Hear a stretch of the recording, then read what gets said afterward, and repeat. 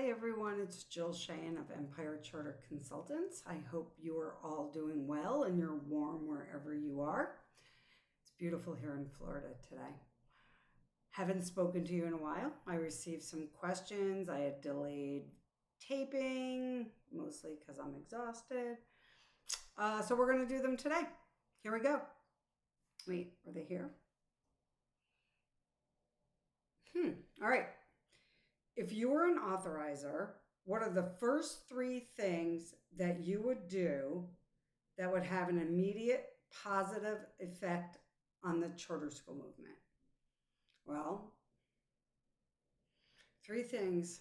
Well, first I'd pull my head out of my ass. And then the other two are set accountability plans that are aligned to the actual charter agreement, and not everyone have a standardized accountability plan. And stop hedging your bets on CMOs or one-offs and start focusing on the independent market again, because that's really what built the charter school movement. And I kind of feel we got away from that. Okay. I'm sorry. I can't read these questions. They're kind of far away. Sorry. Okay. All right. I'm sorry. I'm reading it first in case it's inappropriate, I think I know who sent me this question. I worked with you a number of years ago. I still think to this day you were the best boss I have ever had. She drinks. You taught me so much about self-advocacy in the workplace and told me you would let me know when I outgrew the company, and you did. After I left, I had some horrible managers, and I now know that you didn't have to do everything you did to help me grow. What made you decide to manage people in that way? And that's kind of funny because Andrea always says I did that too. So in my lifetime of working, before I started in the charter school world, even before the charter school world, I was with the state inspector general, and that was a fine experience. But I worked for the Senate majority leader and a state senator, and they treated administrative staff, secretaries, right, office managers, horribly. Just it was a horrible experience. And I remember thinking that they have so much knowledge that they could share. So, like, for instance, I would go ask a question and they would imply I'm dumb because I couldn't just figure it out. Well, I don't know his constituency base. I don't know the answer to this question. Teach me. And so I remember thinking I would never treat people the way I was treated in those offices. And I stay true to that. So I would say when I worked for SUNY, that was my first real experience of managing people in a way that I would have wanted to be managed, which is simply, I'm going to explain things to you. I'm going to let you try. You're going to show me your work. We're going to go through it. We're going to ask, how can you make this better? How can you streamline it? Because I'm also not a person who thinks the way I do it is the way it needs to be done. Though I'm going to tell you, if I've gotten to the point where I have figured something out and well, you would have to prove to me that you could do it in a better way, that everyone would understand should you leave an organization. And I had people document things. So as my goal was always whoever worked under me, I wanted to make sure they were promoted so they too had to know how to train people. And I had an open door policy. I think it's important to advocate for your employees if they do good work to get more money.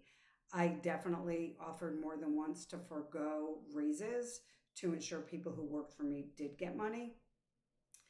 I had to advocate for myself a lot, especially when I was at the state association, to get raises.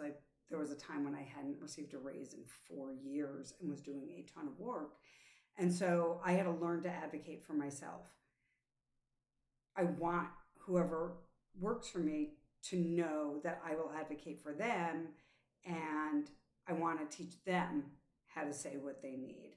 And listen, there have been times when, raises were given out, and I'm like, trust me when I tell you that person is not worth that money. Um, I guess I manage the way I want it to be managed. And I firmly believe you have to know and respect your staff. I knew all of my staff personally, even staff that I fired still stayed in touch with me. So I think that's kind of a good thing to know that they knew that I would still be friends with them, and work was work and friendship was friendship. But I would tell you, it is an obligation as a manager to ensure that your staff is happy and that you're teaching them, and promote up. Make sure that if there's talent, you recognize it. And here's the biggest thing: I didn't take credit for my employees' work. If my employees did something that was fantastic and helped the organization, everyone knew who did it. And I think it was critical to the culture of the office to ensure that happened. So that's why I manage that way. I'm never going to treat somebody like crap. Okay, this one is a personal or work one. What are your strongest skills and how do they help you in your work? Oh, um, my strongest skills.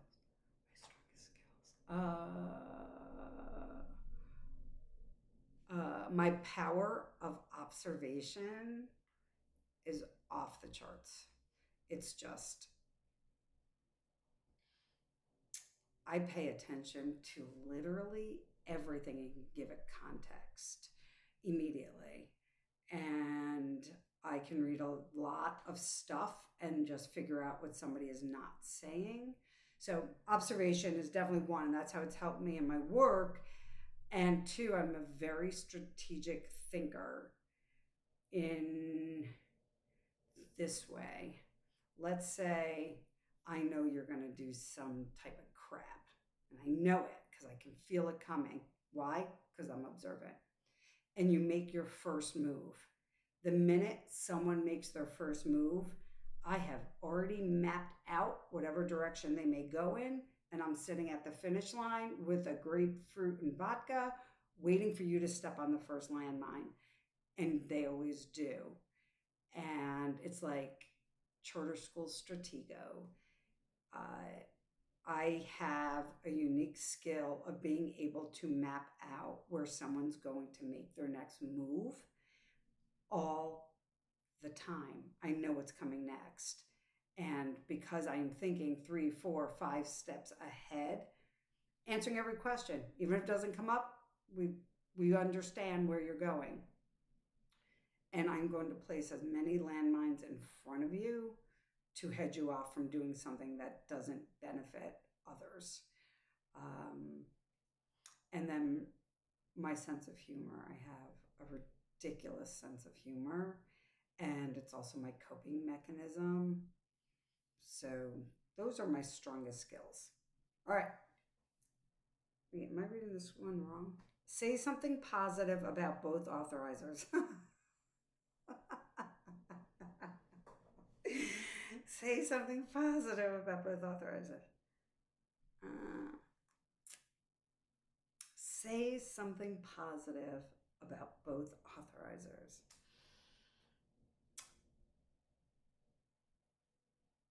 The charter office at SCD is in a beautiful building.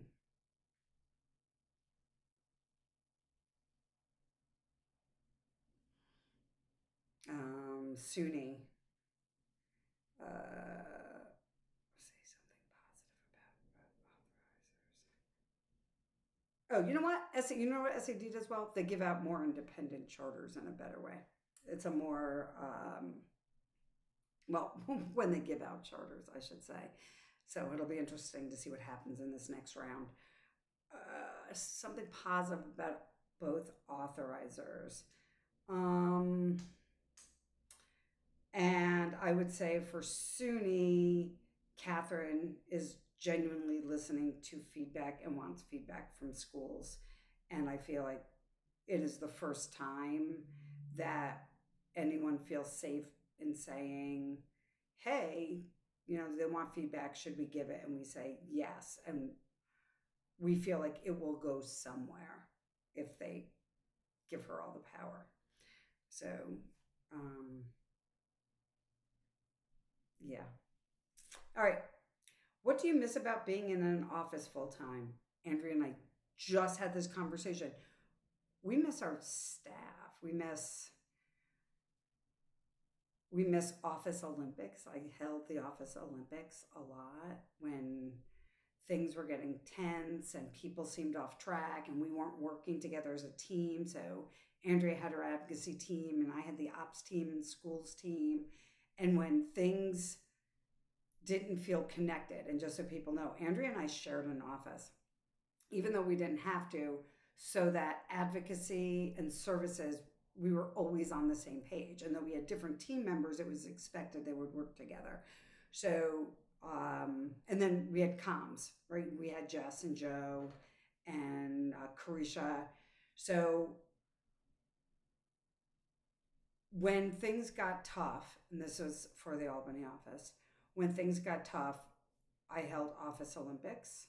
We held campfires, and campfires are when you see things spiraling and you want to address it, but you want to address it all at once to find out what's going on.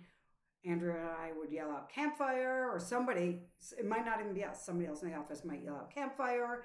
And then we all had to roll our chairs to one area and be like, what is going on? And we started getting to the root of problems that way. And there's something nice about that. Andrea and I still have campfires every day. We talk for minimally an hour, kind of going through our list of things with the authorizer, things about schools, what should we write about next. So the office piece, and it's also funny, the office piece is big, but it's also funny because it goes to kind of how I managed. Every year, staff had to stand up around Christmas time because we were mostly off the week after Christmas. And they had to give us their goals for the next year. And they had to hand in those goals, by the way. If you don't do that, have your staff hand in goals. And I had a rule: if anyone could make me laugh while doing their annual goals, they got a day off without having to charge it. Wendy always won. She's very competitive.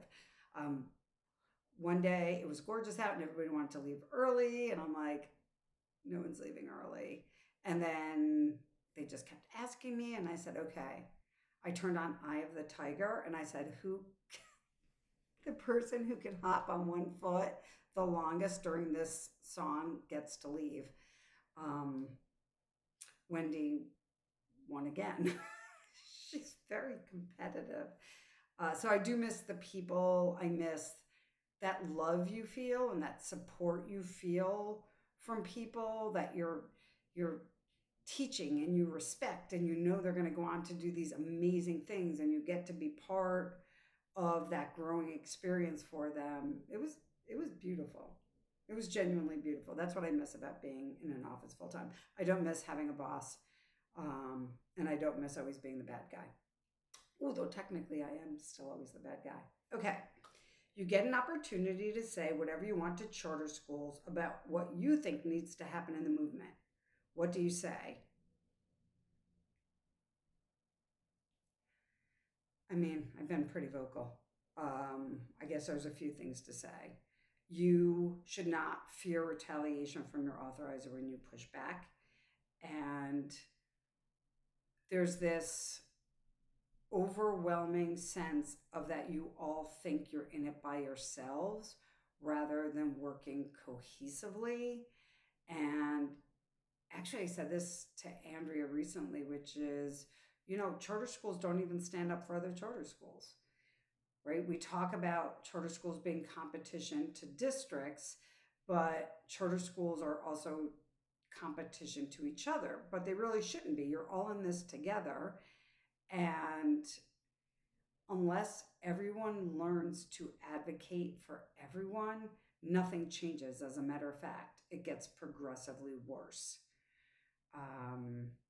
But this isn't anything I haven't said directly to schools before. So that's where I'm going to stop. We're at 15 minutes. Have a great day.